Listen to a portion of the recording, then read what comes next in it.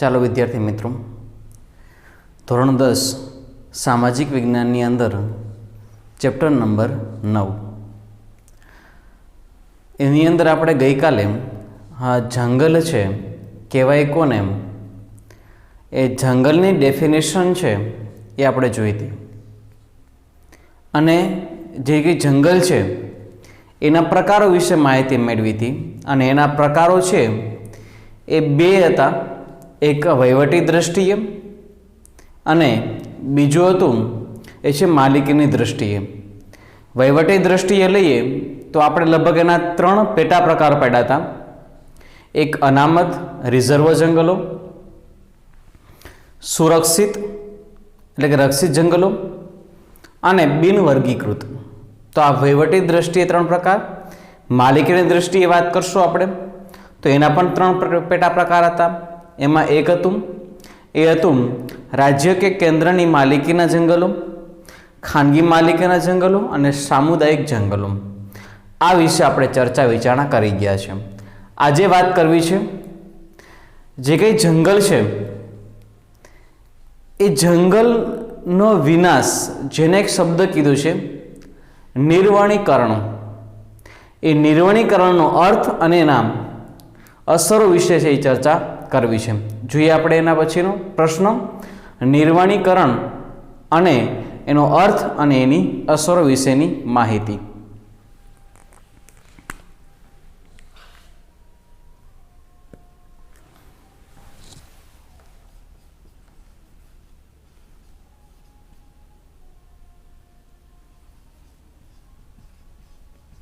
નિર્વણીકરણ નો અર્થ અને એની અસરો 3 ગુણમાં. તો સૌથી પહેલા લખશું આપણે એનો અર્થ. નિર્વણીકરણ એટલે જંગલ નષ્ટ થવા, આવો કંઈક છે. અથવા બીજું કહેવાય કે નિર્વણીકરણ એટલે જંગલ વિનાશ થવો. ખાલી માત્ર ભારતમાં નથી આ સમસ્યા, પરંતુ વિશ્વની મુખ્ય સમસ્યા પૈકી એક સમસ્યા એટલે જંગલ વિનાશ. માનવીની વિકાસ યાત્રા નું પરિણામ છે અને એમ કહેવાય કે જંગલ વિનાશ છે એ કુદરતી રીતે પણ થાય છે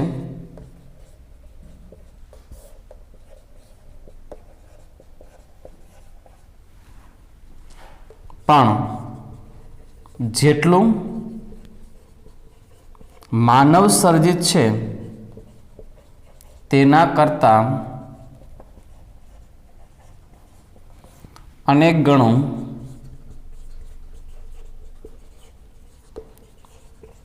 ઓછું છે. હવે આપણે એની વાત કરશું એની અસરો વિશેની. તો કે જંગલ વિનાશથી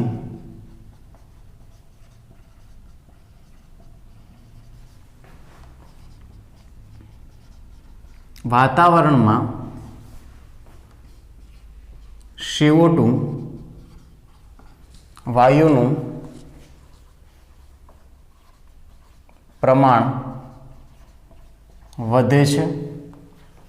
બીજું, જંગલ વિનાશથી હરિતગૃહની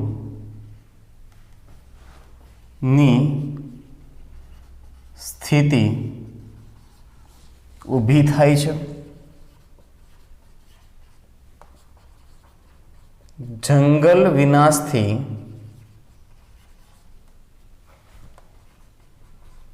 પ્રાણીઓ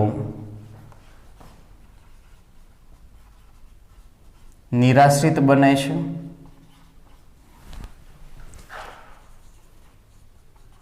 જંગલ વિનાશથી જમીનનું ધોવાણ થાય છે.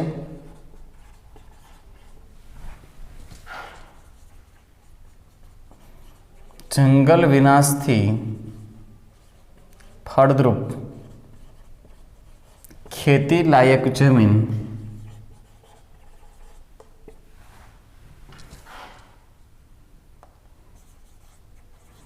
બિન ઉત્પાદકીય કે બિન ઉપજાઉ બને છે.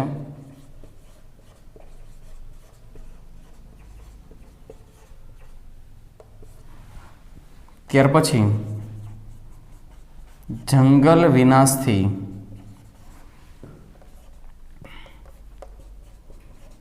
તાપમાન વધે છે.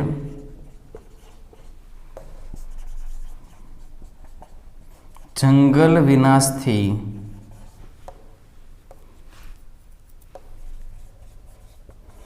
દુષ્કાળનું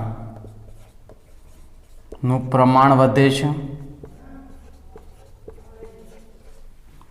અને જંગલ વિનાશથી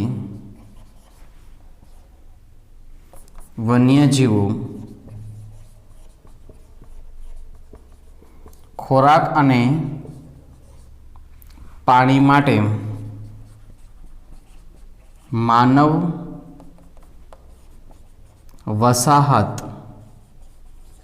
સુધી પહોંચે છે, જેથી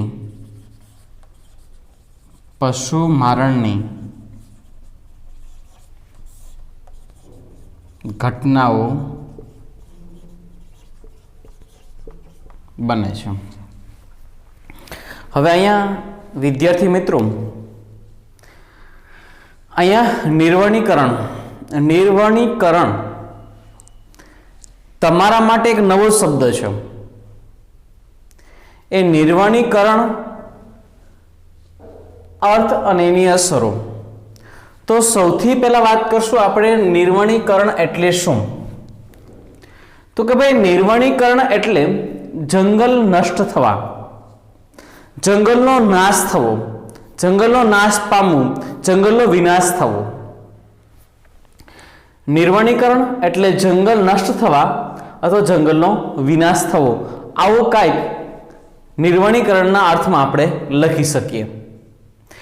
ત્યાર પછી કીધું આપણને કે ભારતમાં જ નહીં, આ સમસ્યા વિદ્યાર્થી મિત્રો ખાલી ભારતની નથી. જંગલનો નાશ થવો છે એ સમસ્યા ભારતની નથી, પરંતુ આ વૈશ્વિક સમસ્યા છે. વિશ્વની અંદર ઘણા બધા દેશોની અંદર આ પ્રકારે જંગલનો વિનાશ થાય છે. અને એમ કીધું છે કે વિશ્વની જે કઈ સમસ્યાઓ છે એ સમસ્યાઓ પૈકી એક સમસ્યા એટલે જંગલ વિનાશની સમસ્યા.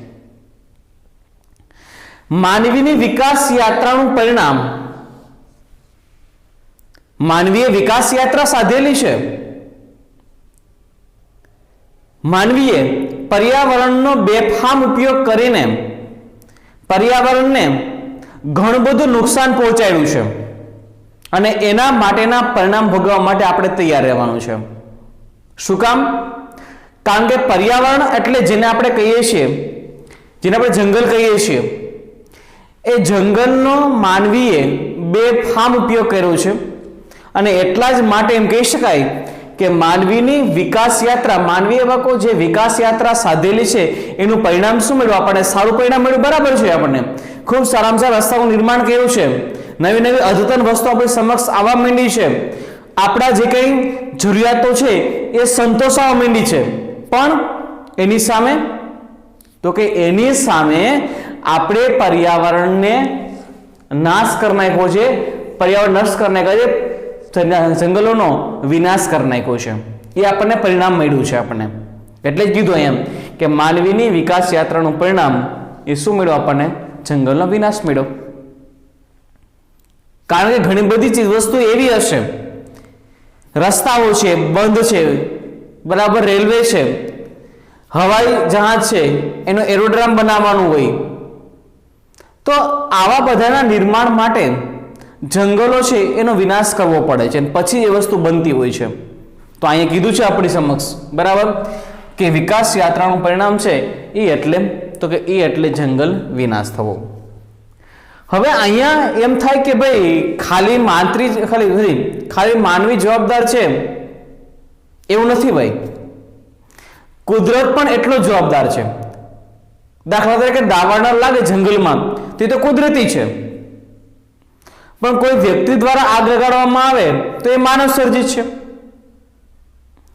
પણ કુદરતી રીતે જેટલું નુકસાન થાય છે એના કરતા અનેક ગણું માનવીએ પોતાની પ્રવૃત્તિને કારણે છે એ જંગલનો વિનાશ કર્યો છે. તો આવી કંઈક ડેફિનેશનની અંદર આપણે લખી શકીએ કે ભાઈ જંગલ વિનાશ એટલે નિર્વણીકરણ એટલે જંગલ વિનાશ ખાલી માત્ર ભારતની સમસ્યા નથી, વૈશ્વિક સમસ્યાઓ પૈકી એક સમસ્યા એટલે જંગલ વિનાશની સમસ્યાઓ, માનવીની વિકાસ યાત્રાનું પરિણામ એટલે નિર્વણીકરણ, અને ખાલી માનવી નહીં પરંતુ કુદરત પણ એટલો જવાબદાર છે, પણ કુદરતી રીતે જે વિનાશ થાય છે એના કરતા માનવીય જે વિનાશ થાય છે ને વિદ્યાર્થી મિત્રો એ અનેક ગણો વધારે છે. હવે આ નિર્વણીકરણ થયું એટલે કે જંગલ વિનાશ થયો, તો જંગલ વિનાશની અસરો શું થઈ?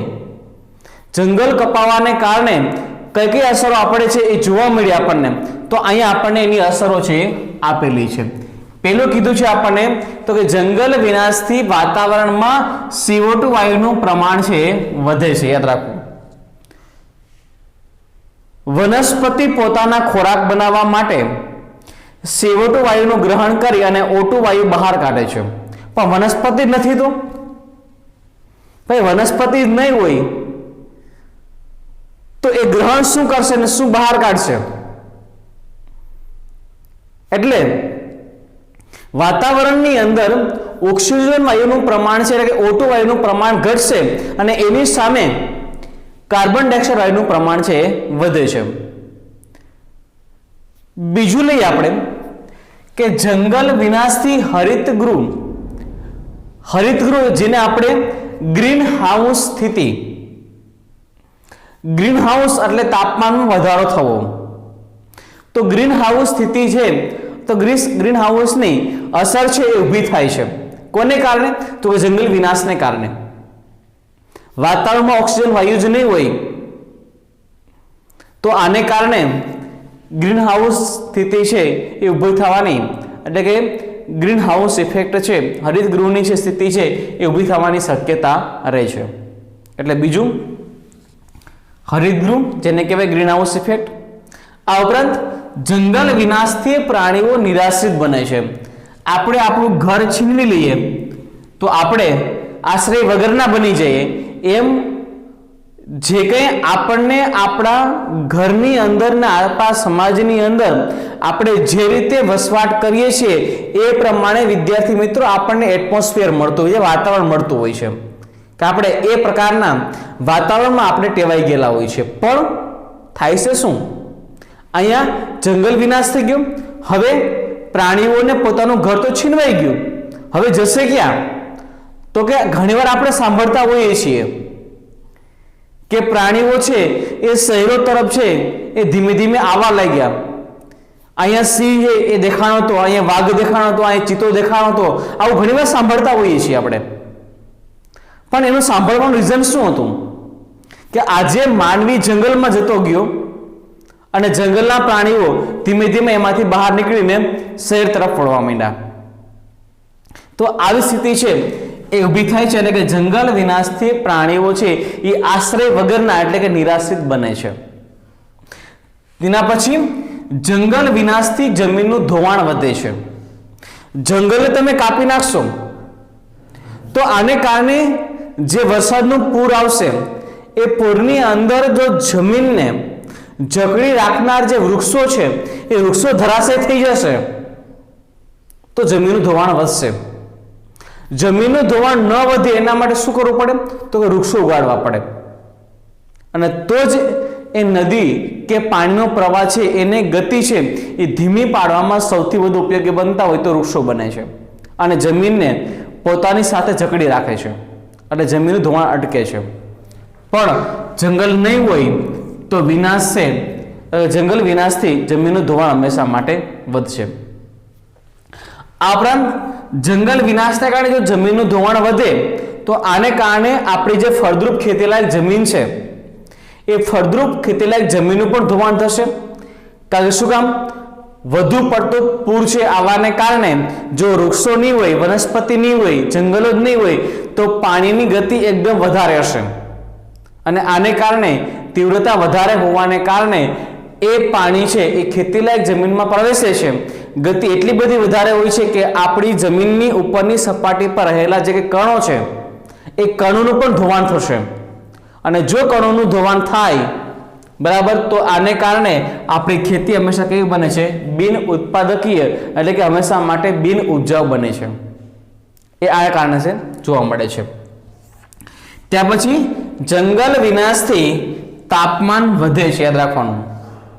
CO2 વાયુનું પ્રમાણ છે એ વધે એટલે તાપમાન વધે, O2 વાયુનું પ્રમાણ છે એ વધે તો હંમેશા માટે તાપમાન ઘટે, યાદ રાખવાનું.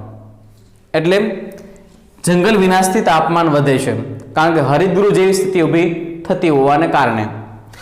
જંગલ વિનાશથી દુષ્કાળનું પ્રમાણ વધે છે.